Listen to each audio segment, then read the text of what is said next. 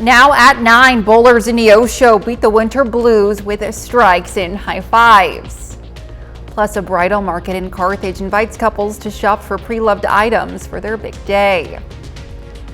And Missouri schools are now required to provide water without lead to students. The 4 states' most watched news starts now. This is KOAM News at 9 on Fox 14. I'm Elise Snowy. A 3-story Innovata home is destroyed after a fire last night. It happened just before 7 p.m. in the 500 block of West Austin Avenue. Officials say it took a while to get the blaze under control. It was so powerful, it even caved in the roof. Neighbors say the rooms in the home were rented, so it's unclear how many people lived there, but there were no reports of injuries. The state fire marshal was called in to assist with the investigation. Chloe Arroyo joins us for a first look at weather. Yes, so heading into tomorrow, we're going to see rainfall and then eventually snowfall Monday night into Tuesday morning. Here's a quick look at the potential that we could be seeing upwards of a dusting to an inch for the majority of the viewing area, and then a little further north we'll see anywhere from 1 inch to 3 inches. So notice how this trend is pushed a little further up north. So here's a look at your future track. We'll see rainfall enter the picture Monday morning. It's going to push off to the east, and we'll see that line between rain and snow pretty far up north. So our farthest northern counties will start to see that snowfall earlier than Tuesday morning. That's when we're going to see the majority of us within those blue colors where we'll see that snowfall. Notice how those temperatures are below freezing at that point. That's going to be pretty suitable for snowfall accumulation. That will phase out until we head into Tuesday evening. Now coming up here in a bit, we're going to talk more details about the rain on Monday, snow on Tuesday, even snowfall potential on Friday. We could even see some single-digit temperatures heading into next week. I'll have all the details and more coming up here in a bit. All right, thanks, Chloe. Well, don't forget you can be the first to know about the day's weather with the KOAM Skywatch weather app. Get a severe weather update sent straight to your phone free of charge. It's available in the Apple App Store and the Google Play Store, the KOAM Skywatch weather app. Folks in Neosho, Missouri were invited to beat the winter blues with strikes and high fives today at Edgewood Bowling Center. Today was the start of the Adult-Child League. Locals are invited to join the non-sanctioned tournament every Sunday for 12 weeks. Couples in the 4-state area had the chance to get their something new and something borrowed today at the Carthage Bridal Market. The event, hosted by Uniquely Yours, invited locals to come and shop for pre-loved decorations and other wedding-related items from recent newlyweds. There were also bridal vendors offering their services for the big day. Vendors and just some decoration things, kind of just browsing for little things here and there that you kind of forget about. I think a lot of stuff that we still have to do is just planning, like what do we want to do during our ceremony, songs, playlist, all that fun stuff. Admission for the bridal market was $5 at the door. Well, starting this year, Missouri schools are required by law to provide safe drinking water. That means water with little to no lead. Elizabeth Van Metre has been checking in with districts around the state. Students in the Greenfield School District are officially back from winter break. Administration is ready, teachers are ready, but some of the water sources are not. Back in September, this letter went out to parents in the district. The Get Lead Out of School Drinking Water law now requires all districts to test their water. The district did the testing. 27 points in the building tested high for lead. The safety of our students is my primary concern, and this is one of those items that will rank really high when it comes to student safety. In the letter, action plans laid out. Areas with high lead levels would be marked unsafe for drinking and cooking. Those in one of the new renovated bathrooms, inside of an old ag building used for art and welding classes. Some in the kitchen and one water fountain has been shut off. Long-term, filters for those water sources to remove the lead. We're identifying one potential cause. We're going to try to fix that. From there, we're going to retest. This letter was sent out in September, but today, January 3rd, the signs are still up. Still no filters, still no retesting, but not because of lack of trying. The difficult part is that every district in the state of Missouri is having to do this right now. Greenfield had trouble finding someone to do the testing and used a Kansas City company. Now there's a holdup on getting filters ordered because other districts are doing that too. And they're on a deadline. Districts can receive funding to help pay for the filters. The application is due before January 31st. Later, what experts are saying is the healthiest way to eat in 2024. TikTok and Peloton Interactive are joining together to create a new fitness hub on the social media platform.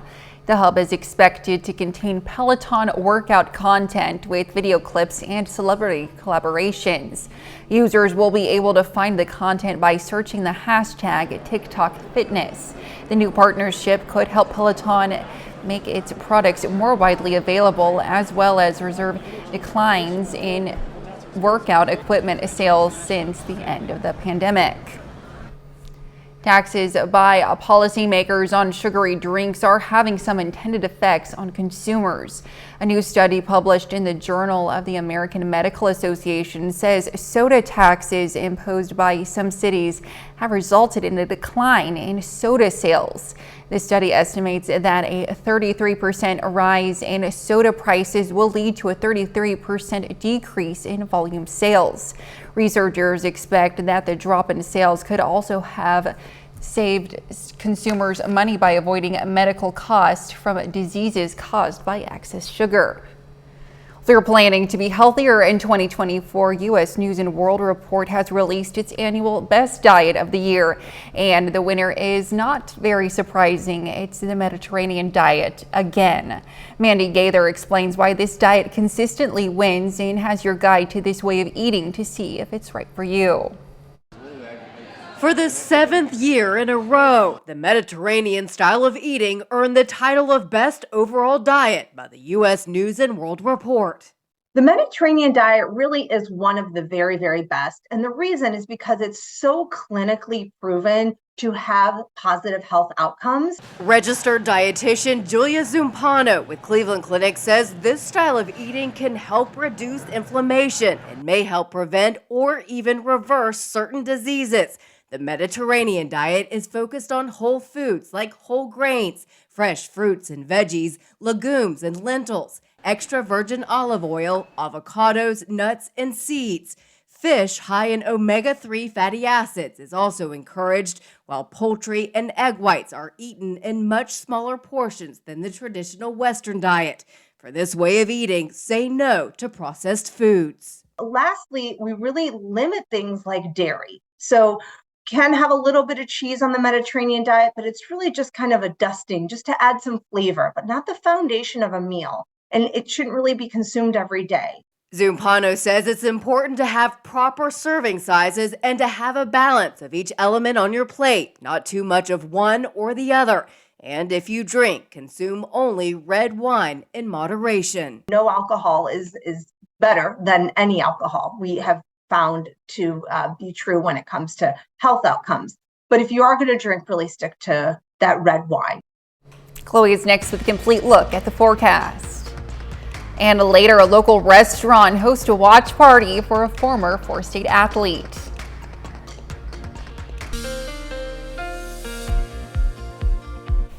Well, tomorrow kicks off a pretty busy week in terms of weather, winter weather to be specific. We're going to see quite a bit of snowfall heading into the rest of the week. Here's a look at our Indigo Sky Casino and Resort just west of Seneca, Missouri.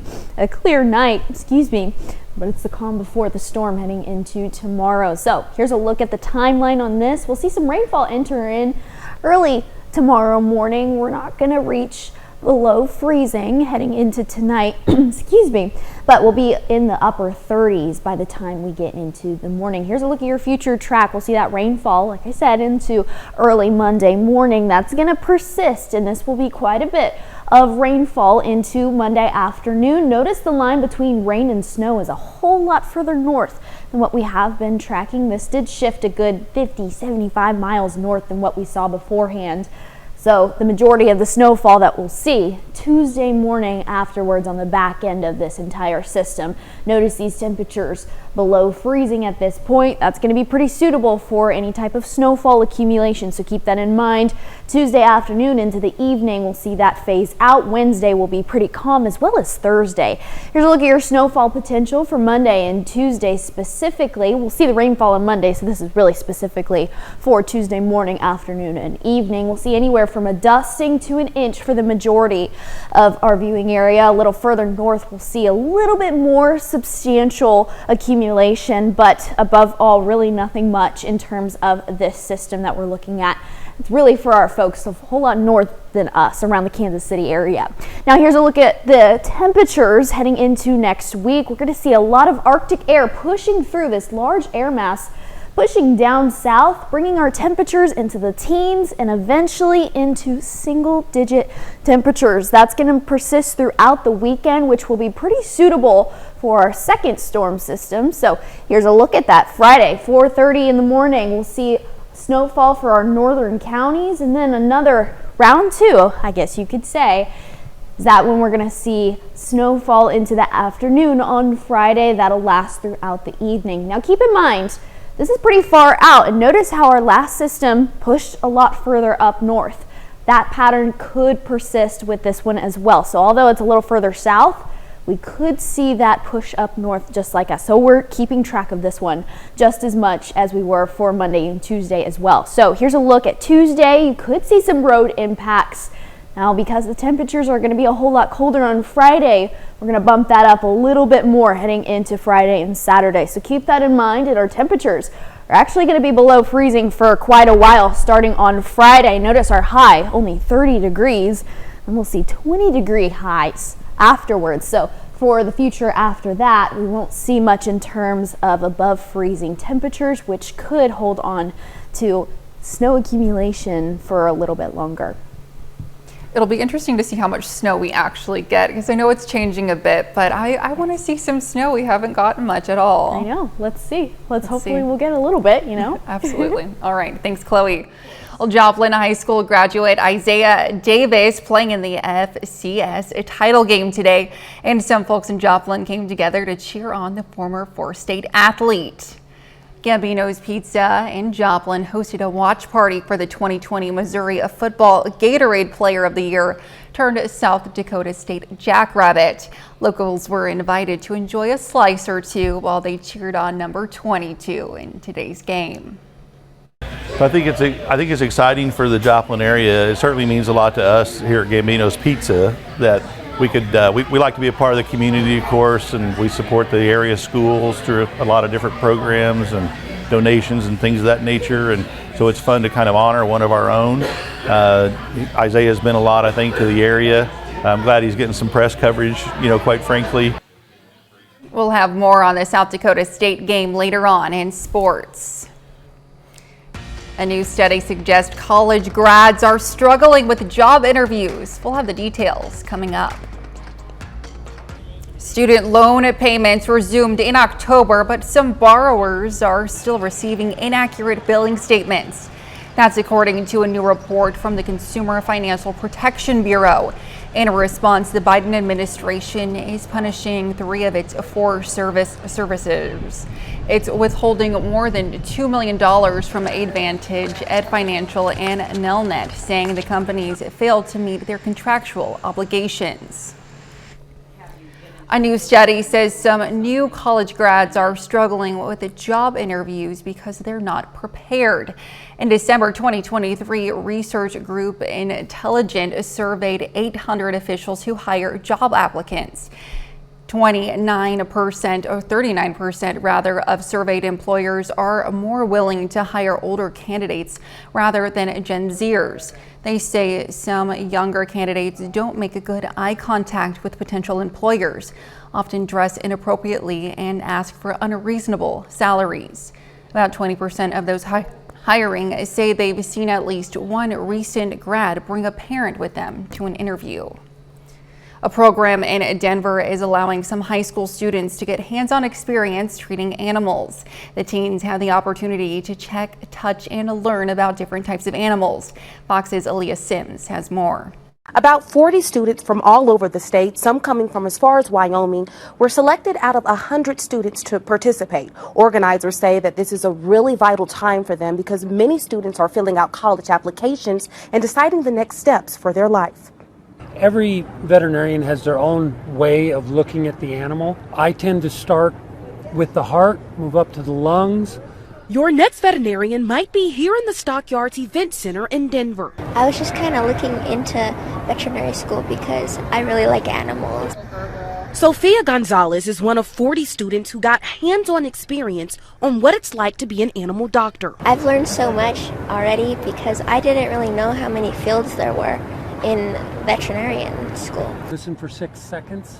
Add a 0 and that's your heart rate. Students were placed in groups of 10 and rotated through 4 different vet stations: small animals and feeding, large animals, equine and rodeo, and embryology. The students get to learn about what's normal for them. They get to learn about the veterinarian's trail to becoming a veterinarian, and then they also get to use their stethoscopes and use some of the stuff in their swag bag to learn how to take heart rates and listen to them.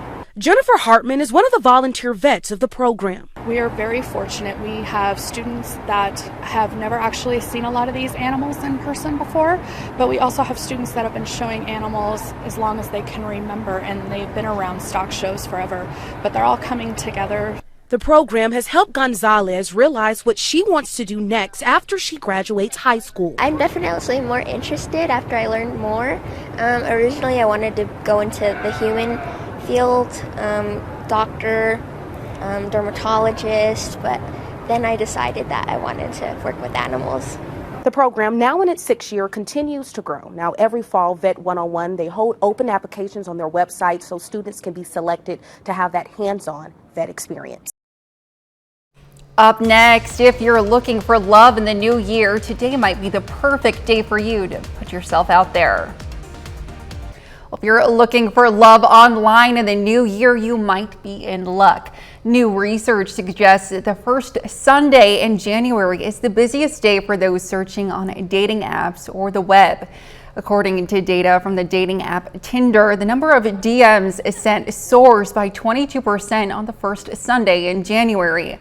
The tech company says that users typically respond 19.4 minutes faster on dating Sunday than any other Sunday. 30 more minutes of news, weather, and sports coming your way. Coming up, the nation's high court says that one western state will be allowed to enforce a rigid abortion ban. December saw a record-breaking number of migrant encounters at the southern border. DHS Secretary Alejandro Mayorkas is set to visit the border tomorrow, just days ahead of the first congressional hearing on impeaching him. Fox News correspondent Casey Stiegel is at the U.S.-Mexico border with the latest. The bulk of illegal crossing activity in this community happens in this spot where the international crossing bridges are between Eagle Pass, Texas and Piedras Negras, Mexico. But further north of here, a new hotspot has emerged. Fox cameras capturing this video of about 100 migrants being taken into custody near an exclusive neighborhood with high-end homes in the north part of the city. The area also butts right up against part of the Rio Grande River and has become another area where activities picking up. We also caught up on Friday with Democratic Congressman Don Davis of North Carolina, who made the trip here to Eagle Pass to see this crisis for himself as the talks between lawmakers and the White House continue over that supplemental spending agreement where President Biden has requested $14 billion for additional border funding. Congressman Davis says they must act fast as this ongoing crisis is not sustainable. One of the takeaways from that visit is just listening to the enormous volume of resources that they're having to commit locally from the community to deal with the situations taking place here at the border in their community. Meantime, Border Patrol agents in El Paso this past week arresting a man from El Salvador who had been convicted of murder and another who had been found guilty in a 2015 homicide from Colombia. The chief of U.S. Border Patrol says since October 1st, 10 different migrants with murder convictions have been found in this country and arrested, highlighting the importance of Border Patrol agents to be out in the field actually patrolling and not bogged down necessarily with processing and paperwork, which is oftentimes required with mass migrant surges. That's the latest from the U.S.-Mexico border. Casey Stiegel, Fox News. The Supreme Court allows a Western state to enforce strict regulations on abortion. The nation's high court says Idaho will be allowed to enforce a rigid abortion ban even in medical emergencies. In April, justices said they would hear arguments and put a hold on a lower court ruling that blocked the Idaho law from being applicable in cases of emergencies. The Biden administration has argued that hospitals that accept Medicare must potentially provide abortions even if state laws don't allow them. Candidates are making their final pitches to voters with just days to go until the Iowa caucuses. With former President Donald Trump leading the GOP field, some of his competitors now taking aim at him, hoping to close up the gap in these final days. Fox News correspondent Bill Malugin is in Iowa with more on that story. Well, as these GOP presidential candidates blitz the state of Iowa trying to connect with some of these last-minute voters, today also happens to be the 3-year anniversary of the January 6th Capitol riots. That's something President Biden highlighted in a campaign speech on Friday when he called President Trump a threat to democracy. Well, today here in Iowa, President Trump shot back at President Biden. Take a listen. This beautiful child, this young man, how old is he, 3? I would vote for him over Biden because he's more intelligent. Look, the kid's 3 years old. He's got better judgment. In the meantime, Florida Governor Ron DeSantis and former UN Ambassador Nikki Haley, they've been going at each other in recent days and weeks. They're both essentially fighting for second place in the polling behind Donald Trump. They've had targets on each other's backs. However, they've also escalated their attacks against Donald Trump in recent days as he is the front runner. Take a listen. Then when it comes to Trump, he can call me anything tax hike Haley. I never raised a tax. You know, Trump's the candidate. 2024 is going to focus on his legal issues, criminal trials, January 6th, and really all these things from the past. Now, Nikki Haley has seen her numbers rising in polls in recent months. She's had some positive momentum, but she's also had a series of gaffes in recent days. She flubbed an answer about slavery and the Civil War. She said New Hampshire voters have to correct what Iowa does. Then she said this. Take a listen. The structure of it is really pretty amazing. That Iowa starts it. You change personalities, you go into New Hampshire, and they continue it on. And by the time it gets to South Carolina, it gets bigger going into Super Tuesday. And Haley's taking some heat from her critics over those comments who say she's essentially admitting you kind of shift your personality when you go state to state. Well, the DeSantis campaign also jumping on those comments. They say she's disrespecting Iowa voters, and they say she is crawling across the finish line. Reporting in Des Moines, Bill Malugin, Fox News. Still ahead, a woman in Springfield, Missouri celebrates her 107th birthday as she reflects back on her life and accomplishments. Well, tomorrow morning kicks off an active week in terms of weather all the way, not even into the end of this week, but extending into next week as well. Here's a look at your Indigo Sky Casino and Resort just west of Seneca, Missouri.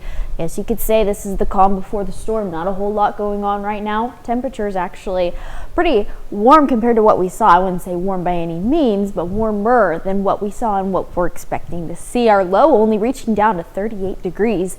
Tonight we'll be in the 40s for the most part. But that rainfall is going to enter into the picture early tomorrow morning about 7 a.m. We'll see that rain begin to ramp up, and that's going to continue to persist throughout the day tomorrow. So here's a look at that Monday morning. We'll see that rain enter into the picture. Notice the line between rain and snow a little further north than what we have been expecting. That's going to continue to push off to the east. And then the majority of us will see snowfall more so Tuesday morning than Monday. So you don't really need to expect any type of snowfall tomorrow for the majority of us folks. But Tuesday morning you'll wake up and see that snowfall, and that'll enter into the picture into Tuesday morning, exit about Tuesday evening. So we'll continue to see that throughout the day on Tuesday. Now in terms of snowfall potentials, we won't see very much for the majority of us. Northeastern Oklahoma, northwestern Arkansas, anywhere from a dusting to an inch. Now, as you head a little further north, you could see a little bit more, but for the 4-state area specifically, we shouldn't be seeing too much in terms of snowfall. Not yet, that is. Here's a look at our cold blast heading into next week. We'll see a lot of Arctic air coming from the north, pushing down a little further south than normal. These are really, really cold temperatures, so they'll be well below freezing, not only for our lows, but for our highs as well, starting next weekend into the week after. And that's going to make us pretty suitable for our next system, which will be on Friday. So starting out Friday morning, we'll see rainfall transitioning into snow, mainly for our northern counties. And then this is really what we're tracking Friday afternoon. Now, our first system pushed a little further north. This one could push north as well. So that's what we're continuing to track Friday evening. We'll see that push out. So pretty much Friday morning and afternoon, we could expect some snowfall. Now, overall, what could we be seeing? Road impacts on our snow meter possible for Tuesday, but a little more likely for Friday. So we're going to bump that up into a little bit of a higher range. So keep that in mind, not only for Tuesday, but be prepared for Friday and Saturday as well, because those temperatures, look at this, consistently below freezing. We'll see that on Friday for our high, only 30 degrees, and then our highs from there on out, 20 degrees, mid to lower 20s, 23 for your high next Monday. And unfortunately, some single-digit temperatures. But hey, I mean, hopefully we'll see some snowfall with this, and maybe the kiddos will have a snow day. Maybe, nice. Possibly. I thought tomorrow was going to be cold. I didn't even think about next week and all that coldness. I'm just going to have to layer up. Layer up for sure. Stay by the heater for sure. All right, thanks, Chloe. When severe weather strikes, you'll want to stay informed. You can do that by scanning the QR code. It will take you to the KOAM News Now YouTube page, where our weather team will live stream during severe weather events to give you updated information. While you're there, be sure to subscribe and ring the bell for notifications. Coming up in sports, a former Joplin Eagle plays for a national championship. Plus, highlights from the Chiefs' regular season finale. John Dales has those stories and more up next.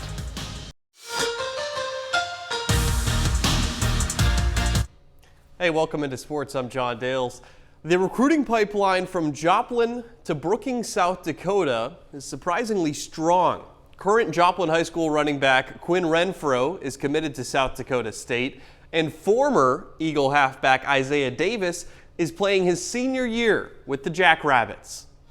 South Dakota State in the 2023 FCS National Championship.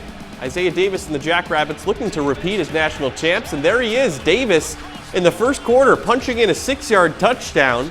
Jackrabbits leading 7-0. We go ahead to the third quarter now. Jackrabbits up 7-3, and Mark Gronowski, the quarterback, runs in from 10 yards out. They're up 14-3. Later in the third, SDSU leading 14-3. Gronowski throws to the end zone. Jaden Yonke makes the catch for a 23-yard touchdown. We'll show you the replay here. Yonke leaping up and making the grab in the end zone. He hangs on for the touchdown. And South Dakota State would hang on to win 23-3. The Jackrabbits win back-to-back NCAA FCS championships.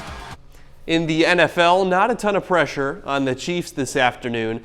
They play their final game of the regular season on the road against the Chargers, but Kansas City already knows it's locked into the 3 seed for the AFC playoffs. Chiefs at Chargers.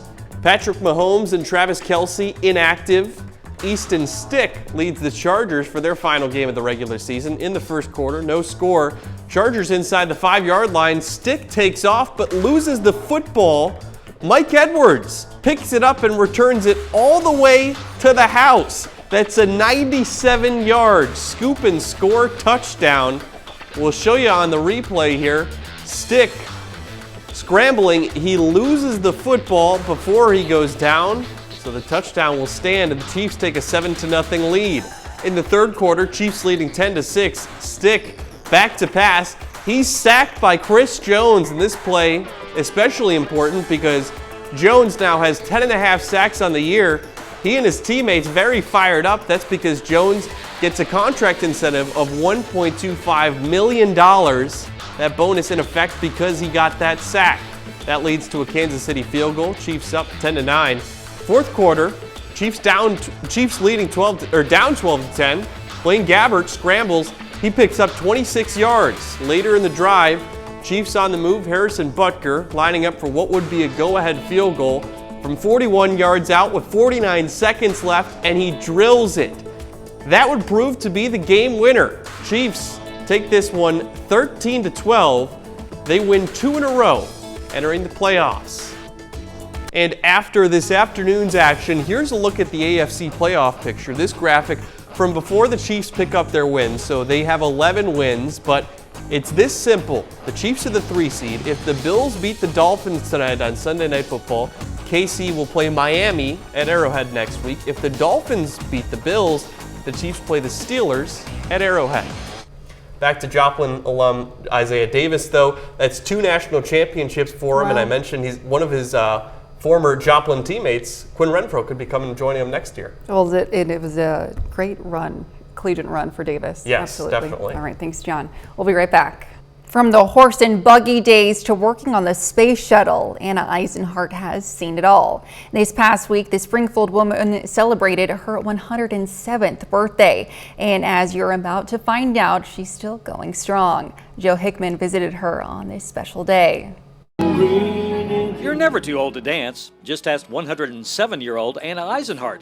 She was dancing to the live music of Isaac Kenneth this week at the Southbound Bar and Grill. It was fun. Anna is still sharp as a tack, 42 years past her retirement age, with a long parade of well-wishers today for a woman who was born on January 5th, 1917, on a farm in the Pocono Mountains of Pennsylvania, with no modern conveniences. There were no stores there. My mother made us dresses out of flour sacks. There was no running water in the house. I had her walk down the street to the spring and dip my bucket in the water and carry it home. And the bathrooms were outhouses. Ours was one of the nicest ones because my mother wallpapered the inside of the toilet. Anna said she'll never forget the day when she saw strange-looking lines going up along her street. My mother said that we're going to have electric lights and we're going to get running water and the inside bathroom. And I thought that was the greatest thing in the world. When that car was built in 1930, Mom was already 15 years old. And technology would change even more, as after getting married, having 3 children, and moving to California, Anna became an electrical engineer for NASA, making umbilical cords that tethered astronauts during spacewalks and wiring the nose cones on the first 5 space shuttles. During her time with NASA, President Ronald Reagan came to visit and got a swift rebuke from Anna when he tried to touch equipment in the sterilized environment. I had to yell at him. I said, "Don't touch that. You contaminated my wires." He just backed up and threw his hands up in the air. He said, "So sorry." And liftoff. Anna's worst day on the job came on January 28, 1986, when the Space Shuttle Challenger broke apart 73 seconds into its flight. We didn't want them to fly that day because we had a feeling that when everything is iced up, that's not a good thing. And it was just horrible to see that. Out in California, Anna also met First Lady Eleanor Roosevelt, as they shared the same doctor. And Anna also lived near Johnny Cash before he became famous. Oh gosh, he was a pest. As for her longevity, Anna says it's not about what you eat. I eat everything in the house. She likes margaritas. And ice cream. If I like it, I eat it. If I don't like it, I spit it out. It's instead more about your attitude, as even in the winter of your years, learning to smell the flowers along the way is important. Don't think of bad things. And don't think you're more than somebody else, because you're not. And while she's in good health, just like the rest of us, she does have her senior moments. I lived alone, and the sugar bowl disappeared from the cupboard. And I swore that somebody stole it. And one day I was cleaning the refrigerator out, and lo and behold, in the freezer was the sugar bowl. I had to sit down and say, how in the hell did I do that? People need to know they should take care of themselves because this could be the possibility. And if you're going to be 107, you want to do it that way. That little lady is doing dancing and everything else still, and that's the way to be. Up next, a dog is rescued after a fall from a cliff, and a gamer makes history by toppling Tetris. A dog who took a terrifying tumble down a 300-foot cliff is going to be okay, thanks to a rapid rescue response by air, land, and sea. Jeremy Roth shows us, and take a look at this.